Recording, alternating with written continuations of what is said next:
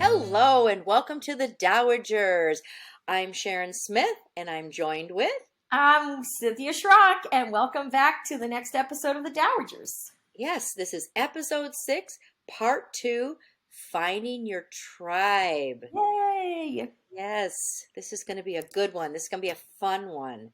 I love this because part of this, I think that this is part of how you learn to cope in the grief, is finding those people that are walking through the same pain you're walking through, but yet they're walking through it and not getting stuck in the mire of it. And when you find those people that'll help you walk through it, that when you get stuck, they'll sit there with you for a minute, but they're not going to let you stay there. Right, right, right. And they'll help you up out of it. And that's what I've loved so much. And the hard part really is finding your tribe. So Sharon, let's talk a little bit about how really it all came about, how we found each other through our grief and our pain, and became friends. And that's led to really us being able to, because there's things I can call you for that I can't call anybody else for. Yeah, right, right. Yeah. And how that all came about. Sorry if I'm a little wobbly. Yeah, me too. My chair's rolling around here. I guess we're both excited. Well, how we found each other was just through our grief group that we're on Facebook online, and you had said something, it resonated with me, and then I'm like, hey, I sent you a message, and then you answered me back, and then it was only a couple messages back and forth, and pretty soon it was like, I think we should meet. Yeah. And then we met, right? And the funny thing is that we were so excited to meet each other. We found a spot that was in between our two cities that we live at, and we got there and we didn't know who we were looking for. We had no idea what each other looked like. Look up each other's picture on Facebook. Which is so ridiculous. You would think we would have done that. Picture, hey, this is what I look like. What do you look like? And right? And that's how we found each other. I'm wearing this color. I'm wearing this color. That's crazy. It was crazy. It was. And then we then we met at the restaurant, and then we were there for hours. Oh my word. And we could have spent like even more hours. Oh, yeah. Because our stories were so similar, and just the connection was so similar, just all the way around, of who our husbands were, the depth of our relationship. These are the type of people, guys, that we're talking to on this podcast that you want to find for your tribe. Is people not only who are similar to you in that sense, but also people who will help you to grow. They'll challenge you in areas. They'll ask you tough questions. They won't let you stay stuck. Like, I even go back to, finding my tribe when we started this whole podcast, and even thinking about the Dowagers as a whole. I thought I knew I had a great friend in Sharon when I said that we're going to call our podcast the Dowagers. And she looked at me, and I knew she was like, what in the world? Yeah. And she said, so tell me more about that. I knew it. I thought, good. I have somebody who's going to challenge me a little bit, who'll ask me the tough questions. And guys, if you don't have people in your life like that who'll ask you tough questions, you need to find them, because they'll be with you in the hard stuff, but they'll also help you when you are having a tough time and they know that you're stuck. They'll ask great questions. Yeah. And I always appreciated that about you, Sharon, is I knew that that's when I had found a great friend, when somebody did that to me, asked me the tough questions. Yeah. Well, I just think we just were like magnets, and we just got put together, and we both, there wasn't, well, we've known each other now. What do you think? You know what? I looked back. Do you want to know the day we met? I don't even think you know this. Yes, I do want to know. I don't. It was the day after Eric's 1 year. Oh, I sort of remember that we talked about that. It was September 15th. And Oh, ever since, I actually went back and looked at that because we were doing these episodes. oh And I my. went, oh my word. That was the day after my 1 year with Eric. But only somebody like you who had just experienced that 1 year just a month before Yeah. could Yeah. have walked me through that or been there with me. You understood. You were there. Yep. Yep. Yeah. August 11th. So we were just a month and a couple days. It So really was. yeah. It really So was. yeah. So that's a really, yeah. Oh my goodness. That's a really good connection. But we just, no matter what, in the time that we've known each other, so since September, um, we've just Oh my word. flowed. And sometimes I'll call you because I'll be like, oh, this happened, or I gotta call and tell her, and then I'll call you, and this has happened at least twice that I can think of. You're like, oh, I'm so glad you called today because I was ready just to throw in the towel. I'm done. Yes. I can't do this anymore. And I'm like, wait, what? No, and vice versa. Yes. You've pulled me out of that. So our timing, it's almost like we're on some kind of a, a connective clock here that like just knows. So that, but that's the kind of people that you want to be with. And it's Yes. interesting when, finding your tribe, it is not, and I said this right from the beginning, it's not going to be, possibly not, the the people that you think that are going to be there for you, because those Yes. are the ones, and those might be the people that you're the closest with, that you Or that you were the closest to you before were the this tough closest guy. with, and you Absolutely. thought that, and they fall off. Hmm. And then these new people come in, and from all different um places, all different ways. Yeah. I mean, you and I, Facebook, really? Crazy. That's the true meaning of Facebook friends, right? It's so true. Not just Facebook friends like that. Right. Really heart to heart friends. So yeah, I mean, I'm really shocked because I have a number of friends, lady friends, that we were friends, and I'll say more casual friends. Hmm. Boy, boy, oh boy, they stepped up to the plate, and like almost like I can't even believe it. But I needed them so bad. Yeah. Well, and I, on the flip side of that, have had some very, very close friends that have completely abandoned me. Yeah. And I sit there and go, what happened? These are people that would regularly ask me to do stuff, or, hey, you want to go here? You want to do this? Gone, like disappeared, gone. Yeah. And, and even, and so when you say it's not going to be the people you think it's going to be, listen, if it's not going to be the people you think it's going to be, don't be mad at them. Right. Don't be upset with them, because for some reason they're struggling with something that they're pulling themselves away. So don't be angry with the people that pull themselves away. God has other people for you. You need to find those people. Yes. And don't just sit, like we said last week, in your sadness. Don't sit there in that sadness. Make sure you are finding other people that will help you walk through it. Yeah. And and amidst sadness, you can actually find really great joy. I mean, how often, and joy is more than just happiness and smiling. Joy is a heart issue. Yeah. It's Um, deep. it's deeper, and it's a deeper kindred friendship. I don't know if you remember the book Anne of Green Gables. Oh, yeah, I remember it. Yep. Years ago, there was a book, Anne of Green Gables, and I always loved how they talked about how friendships can have kindred hearts. And I think that that's something that's so important today, because our world has perverted what a kindred heart is and made it something that it doesn't, because you can have really great close friendships and they have a depth to them without it having to mean anything else. Then it's a really great deep friendship. And that's the kind of tribe you want around you.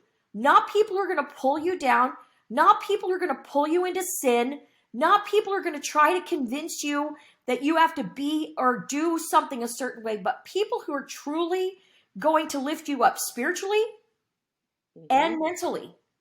You need that balance between the two. You've got to have both. Um, that One thing I had written down here is your tribe will bring you joy and lift you up. If you're around people or you're angry at your family because they might not be talking to you as much because you lost your spouse, that means they're not lifting you up. Ask God to bring other people in and then stand back and watch him work. I don't Right. think we do that enough where we ask God. I really opened myself up, I remember, and say, okay, God, whoever you push in front of me, I'm going to walk in front of it. And you were one of those people that God said, here's somebody, walk through this door. And I think people need to recognize that a little bit more. Yeah, I agree. I agree. And I, my prayer is always the same too. Bring the right people into my life. Yeah. And it just it happens all the time. And I'm shocked at some of the friendships that I have currently today, a little over a year and a half after Jeff passed away, that I didn't know prior to this. Yeah. I and I and the interesting thing about this too, it just popped in my head, is they didn't know Jeff. Right. So they only know me. Yeah. And of Jeff through me, and I have one friend, she's like, "Ah, boy, I would sure have liked to have met Jeff, because boy, he sounds like a great guy," and I'm like, and he was, and so, but I didn't know her. I did Yeah. not know her. Yeah. Yeah. And I think too, with the people that are in your life that you have been friends with forever, right? Um, you tend to want to hang, and I see this with other people. You want to hang on to them so tight Yeah. because, well, those are my friends, those are my friends, and that's all I have right now. But they might not be the ones True. that It's that true. serve. And so don't be, we hear it, people crying, and it's like, well, why did they say these things to me? They're why are they mean to me? They're not the people right now. They're No. not the people right No. now. And that doesn't mean you push them out of your life forever, but you No. kind of need to do a pivot and shift here a little bit and look for new people. And Find part of people that you can relate to. Yeah, part of finding your tribe, and I've told my daughter this, my whole entire life I've noticed that friendships and relationships, they can go like this. They go through seasons where Yes. sometimes you're going to be really close to somebody because of a certain time in your life, and then you're not so close to that person because something different happens or a shift takes place. That can be the reason for this. That shift took place. And so, therefore, something is different. So, not everything is going to be the same. But, Hmm. I love what you said when you find your tribe. You said something so great there when you said about they're not gonna maybe not know our spouses, but they're gonna say, boy, I wish I would have known them. I have heard that so much, which means that that's part of finding joy in your journey, because that means that you're keeping that relationship with your spouse alive. That Yes. means you're talking about them and what they poured into your life and who that person was. When she wants to get to know Jeff like that, or a friend, somebody new wants to get to know Eric like that, that's the way they get to know them, is by us sharing that. And that's part of finding joy in our journey too, and Yeah. finding our tribe, is people who are going to be like, wow, tell me more about him. Because they're not going to care whether we cry or whether we laugh or whether we say, you know what, I'm not ready to share that right now. Because you might be at that point, but they're going to want to know them. And I know even different groups. You've gone around to different groups. Now, I tried going to a singles group, and it was not good at all. There was just something about it that they were not my tribe. I No. sat there that whole night and I'm like, yeah, these people are not my tribe. It's interesting. It really Have you is. gone to any groups like that? Um, um, n- n- not. I don't know. I don't think so. I mean, in my different, at church or at my my grief groups. Um, oh boy. Well, yeah, I guess not like a singles group, Right. but like a women's club or whatever. And Yeah. it just, yeah, yeah. And I met some really awesome people. I can't even believe it because they're just so. I think if Jeff was still here, I wouldn't. And this was, we weren't going through what we were going through. I don't know if we would necessarily be friends with these people. I don't Right. know Right. because they're coming at a different time in your life. Yes. And Yes. for the widows out there, there is a shift. There is a pivot and a shift right now because one of the things that I had to figure out, and so did you, and all of us need to figure out, is who am I? Yeah. Who am I? And so I need to find those people that help me find who I am. Yeah. Help me develop Sharon as as a woman, a powerful woman, a strong woman, whatever, you Culture. know, yeah, right, a dowager, yeah, going forward. Yeah. Um, yeah, it's pretty, it's interesting. I sat back and I go, huh, I would have never thought that I would be friends like this with that person. Right. But I have met some very beautiful ladies, women, and they they let me talk about Jeff and Yeah. they want to learn about Jeff. And then we just, our friendship grows. And I've even started a group of, I think there's 7 or 8 women now. A new one just joined us. We all have different backgrounds. We all have, I said, when we got together, and 2 of the ladies I didn't even know at all. Somebody else brought them, and we don't know what our group is going to be.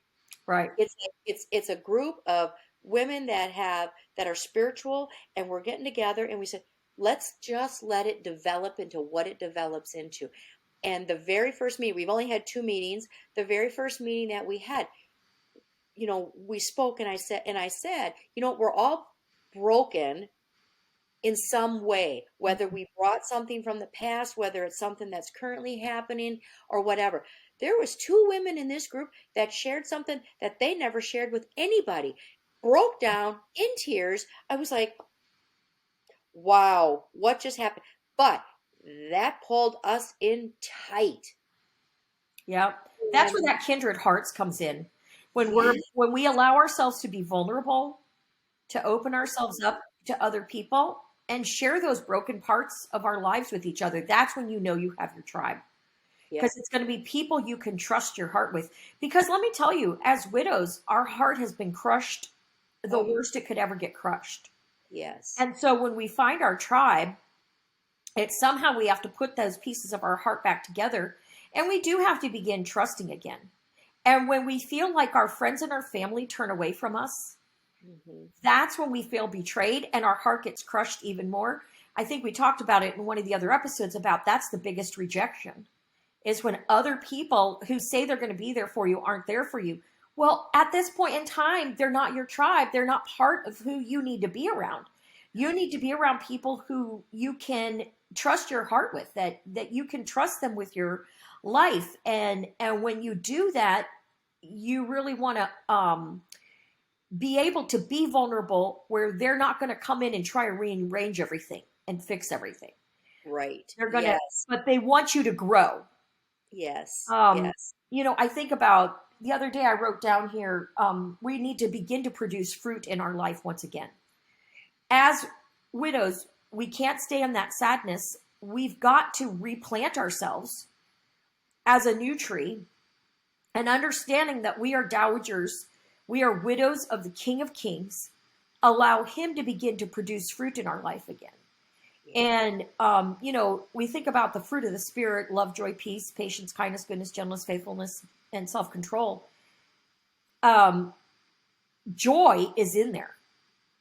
And that's what we're talking about in this episode. We've got to find the joy in this point and this time of our journey. And you're going to get to a point where you've got to say to yourself, I've got to begin to produce fruit in my life. Because the fruit in our life is not for, the fruit in our life is not for us ourselves. The fruit in our life is for others, other people. And we've got to understand that when we produce fruit, the fruit we produce, who we become, is for others, not for us. So if we're sitting in sadness, that's just like, what kind of fruit? The fruit that sits on the ground gets rotten. Yeah, right. But if we are growing and learning who we are and trusting God with our life and reading his word and finding out, we need to begin to produce some kind of fruit again in our life so that other people can eat of that fruit and it changes who they are. Yeah, right, right. Because that's the only way. I mean, heaven is the goal. Mm-hmm. Earth is all about the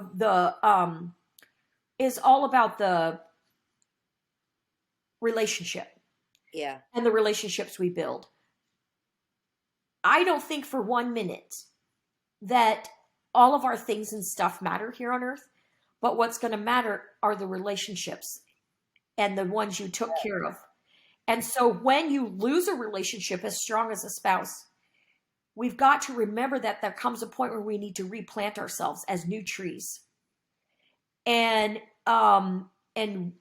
rebuild Right. back and begin to produce that fruit in our lives that brings people closer to the Lord, because that's what we're supposed to be. Exactly. I mean, if we're dragging people down, I don't want to be around that either. No, no, no. You're right. You're absolutely right. Yeah. And I think that sometimes that's why people walk away, is because they're dragged down themselves and they feel if they don't want to catch what you have, in a sense. So they distance themselves. But I think if people understood and they stayed around us more, they would really begin to see a faithful God that walks us through this step by step. Yes. Yes. It every day I just like, how did I get here? And how am I? And right. You and I have had this conversation. Are we just delirious? Because how is it that we have been able to go through what we've been through, and the sadness and the muck and the mire and the, Oh, oh so horrible. God, it's like, it's awful. And here we are, a little over a year and a half for the both of us, and we actually are moving forward, helping other people, not forgetting anything, but we are like, we can be an inspiration to other people and lift other people up, right? And so people want to be, they want to be attracted to that. They want uplifting. We want uplifting. Yes, we do. Absolutely. Um, There are times when I want to get mad and get angry, but oh, that's when I need my tribe. right. Because we can dump it on them, and then they're like, all right, okay. Now And let's then refocus. help you through it. Yes, help you through it. Right. And I, yeah, I love my tribe. I love my tribe. And I do too. I, And I and want you're, to read, I want to read yeah, something. okay, yeah, yeah, definitely. I know it's backwards on there. It might be Oh, backwards. yeah, Daring to Hope. Is It's that what it called the says? book Daring to Hope. Now, well, the funny part about this is a young missionary girl in Uganda. And she went over there all by herself and has started a ministry to children over there. And you would never think, my neighbor gave me this book to read, and I would never think in a million years that it would help me walk this path that I've been placed on. But it's been such a great book because she talks about grief in this book. And she Ah, actually talks about how she deals with grief. And I want to read something that I just read the other night that she wrote in here. And this is so true. She said the difference between shallow happiness and deep sustaining joy is sorrow. Happiness lives where sorrow is not. When sorrow arrives, happiness dies. It can't stand pain. Joy, on the other hand, rises from sorrow. I love this. And mm, therefore can withstand all grief. I wow. mean, just that statement, if I read nothing else, joy, on the other hand, rises from sorrow and therefore can withstand all grief. Wow. Just let that statement sink in. Joy, by the grace of God, is the transfiguration of suffering into endurance, and of endurance into character, and of character into hope. And the hope that has become our joy does not disappoint. Wow, that's beautiful. Isn't that so good? It is. It's Because so she's good. talking about the difference between happiness Yep. and joy. Yes. You said in last week's podcast that sometimes people keep themselves busy, busy Hmm. because they're trying to ignore the pain. That's trying to find happiness because it's trying to stay away. Joy really comes from facing the grief and facing the sorrow and facing deep suffering. Joy comes out of that. And I thought that that right there, in and of itself, is a great reason just to read this book alone, just for that statement alone. I'm like, boy, I wouldn't mind that on there. But I'm going to read that sentence one more time. Joy, on the other hand, um, rises from sorrow and therefore can withstand all grief. And so I think that's what we're doing in this podcast. We want you to learn to rise out of your sorrow. Joy rises out of sorrow. Acknowledge your sorrow, but rise out of it because it knows what grief truly is. It knows what grief truly is. I need to sneeze. Oh, God bless you. I'll Thank bless you. you before. Hopefully I won't sneeze. Oh This my is goodness. real people. We don't record these and edit them and make them look all bright and No, shiny. this is real. This is real. Yeah, yeah, yeah, yeah. Well, joy, joy in the journey, It and joy, is. you know,